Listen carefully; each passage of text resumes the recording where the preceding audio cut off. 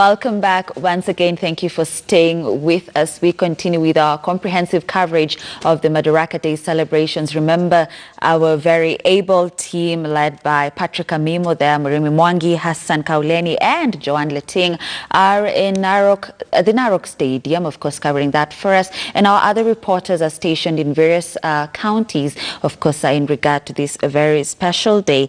And remember, we are asking your expectations this Madaraka Day, and I see more feedback here at Mike G, who says, we only wish that Uhuru can put back the country where he found it. We don't need anything else. This has been the most corrupt regime. Mike G's view there. Matthew Zondoro says, what I expect from President Uhuru to do in this Madaraka Day is to warn the judiciary against taking lightly the war against corruption. Those found corrupt should face the consequences of the law. Now, we need to continue with the conversation that we're having, sir. And I don't know, there's still so much that we need to talk about, probably also on the expectations in President Uhuru Kenyatta's speech. And I remember last year he also spoke about the divisive politics, just urging politicians to shy away from that. And over time we have seen Team Kieleweke, Team Tanga Tanga. It's not yet 2022, it's 2019. We have 3 more years. I don't know, what's your view in regard to that, the divisive politics? And do we, in the first place, do we expect that here? We expect the president to actually say the same thing that he's been saying. That is, let's focus less on politics and focus on development. That he will say. However, what I don't understand is whether his people listen to him. We've had, at least now, in the recent past, after the Minister for Sports was fired, I think the ministers have kept off politics for a while. Because at that time, I think it was becoming difficult to understand whether the ministers were also politicians or not. So we expect him to continue saying that about divisive politics being shunned, focusing more on development. We expect him to talk about corruption. But there are certain things probably he may want to do a bit more.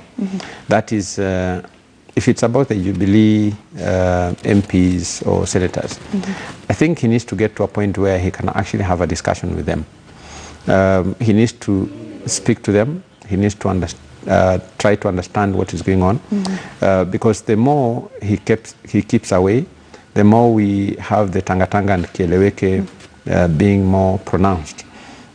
It's because sometimes when you leave human beings without them knowing what you are thinking, and they only watch you in the media telling them or giving them your opinion, then it becomes difficult for them to think whether that is what you intend them to do or not. I know that the Jubilee House is probably more divided than ever, but he needs to find a way of dealing with that, whether directly or indirectly. And that is the only way, because the more the noise within the Jubilee House, the more what we are trying to focus on keeps being diverted. So you have more talk around the Jubilee, Kieleweke, Tanga Tanga kind of discussions, other than discussing the economy. And that's how also, anytime we talk about corruption and arrests, we keep hearing that this is political. We keep hearing that this is being so-and-so is being targeted. We keep hearing that certain people are the ones that probably are being, it's a 2022 affair. And it's too early for us to start talking about 2022. We can't have a situation where we had an election in 2018 and in 2019 we are talking about 2022. At least we need to get to fix that. When it comes to a country where an economy that is, we are in the third world. We know that we have moved ourselves from being a third world to a second world. But our economy, there's no evidence to show that we are a second world. Our people are still going hungry. Our farmers are still crying. We still have people uprooting crops. I was watching some farmers uprooting coffee crops. So we can't talk about elections all the time when we have not fixed the basic problems that our farmers have. We can't talk about 2022 when our education system is still in controversy. We can't keep talking about 2022 when young people are leaving school and they have nowhere to go. We can't keep talking about 2022 when the poverty index is still going up. We can't talk about 2022 when we have not fixed our basic health care. So these things are things that we must continue fixing. These are things that we must engage on. We need to move away from the public arena and go a bit into the boardrooms and try to figure out what the problem is. So once we figure that out, and then now we can have a platform to talk about 2022. We can only have politicians talk about 2022 when we know that today we have fixed the problems that made us get ourselves into where we are today. 2018 just happened. I mean, it's barely a year after elections. After elections, but you see, we are discussing as if we are 1 year into the election, and our laws are very clear when it comes to when you're supposed to do campaigns. We have a campaign period, and unfortunately in this country also, most of the laws that we create are laws that we create for purposes of maybe cosmetic reasons, because we as a country have a campaign period that is usually announced, and that campaign period also has a beginning and an end. So we can't have a scenario where the people who are supposed to uphold the constitution and the law are the ones who are campaigning, and yet we are not in the campaign announced period. So as Kenyans get upset with government, as Kenyans keep complaining at government, it's their government. This is a government that it's our country. We have to always talk about these things. We have to tell the government where we think is going wrong. We have to tell a government our expectations. The reason why we don't focus more on what the good things that have happened, it's because the good things have already happened. So we need to focus on the bad that we have not had an opportunity to see change in. For as long as we have people who are unemployed, we'll always make noise about unemployment. For as long as the investment climate is not as good as we expect, we will always talk about that.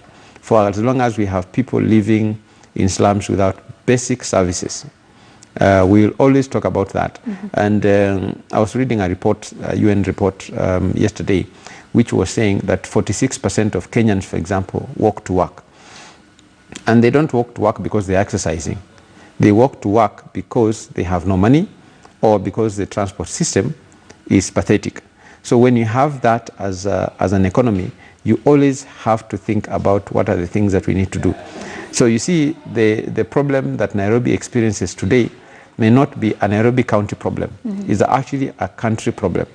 It means people are still moving to Nairobi despite the fact that we have devolution. And that's why initially I said devolution was supposed to create avenues for which development can happen in the counties, for which employment can be created in the counties, so that young people today do not have to move to Nairobi to actually seek a better life. And there's someone at the UN who was saying, for example, we need to get to a point where a young person or a professional in Kilifi will just, or in Kisumu, or in Bondo, or in Kimilili, will feel just as comfortable being and staying there and working there, and just like the one in Nairobi will feel. And I'm sure if I asked you this question today, if you are offered a job in Makueni, you know, like how comfortable you will be to actually go and stay in Makueni and feel like you're a comfortable Kenyan staying in Makueni. Or if you're offered a job in Turkana, you know, today as a person, how comfortable you'll be in going to stay in Turkana. The day we will get to a point where we grow those areas to a point where Kenyans can stay anywhere and work anywhere, then we will have made a lot of progress. Yeah, we've actually seen that with teachers, various teachers who are sent to particular areas in the country. Yes, and the imbalance, you will always see that teachers will not want to go to certain places. And you see, a teacher's role is a very basic role in society. It's the most critical, but very basic in the sense that when you look at a teacher's role, it's supposed to be a point where life starts, a point where we mold our society. and yet teachers don't want to go to certain places because of the living conditions and even the skewed nature. And you're right, the skewed nature in which we balance. You'll see that teachers are more concentrated. The schools in towns have oversupply of teachers than the schools in rural areas. So that tells you that we have not supplied our resources properly, such that everybody can stay anywhere they want and still be okay. If you go to countries that have developed a bit more, and it's sad that South Africa is not one of them, you will see that most of the towns will grow to support, and someone will want to have a home in any town in their country and still be fine. I don't think that is the same for Kenya. I'm saying South Africa is not one of them because inequality that we are creating here is something close to what South Africa has. So you find a country where you go to Cape Town and you go to other towns and you start wondering whether you're in the same country or not. South Africa has so much resources, and there's some towns that are so developed, and yet if you go to Cape Town, I was in Cape Town, that's why I'm saying that, you go to Cape Town and you start wondering whether it's an African country or it's a white person's country, because the only black person you see in those restaurants, in those hotels, the only black people you see are people who are working in those hotels. So it means that even the people of South Africa cannot afford to go to those hotels, to go to those places. So we need to create a country that is more inclusive, that is more cohesive, a country that has less inequality, because you see, it doesn't make sense to have people who are building high walls around themselves, who are having to move around with security because you're fearing for your life. We need to create a society where anybody can walk anywhere, where anybody can actually go anywhere. We shouldn't be getting to a point where you think twice before you go to Mukuru, because you're not sure what will happen to you. You know, we should have a society where the people who live anywhere can actually be comfortable, because our security is guaranteed, because people have basic needs, and I'm not saying everybody will have everything. You know, there are people who just need to have, as long as people have basic needs, the other bit depends on how hard you work. But if we're in a country where the people who work hardest probably earn the least, the people who work and walk long, farmers in this country probably go to their farms in the morning and leave in the evening, and at the end of the day their product goes to waste because they have nowhere to sell it to. It means that the government has failed to actually create market linkages. So these are basic things that we are grappling in the country, which we need to fix, and before we fix that, we are not seeing an end to our problems. And you know, at some point you mentioned walking to work, and I remembered the day Governor Mike Sonko decided to ban entry of PSPs to CBD. I'm not saying I walked, but people walked.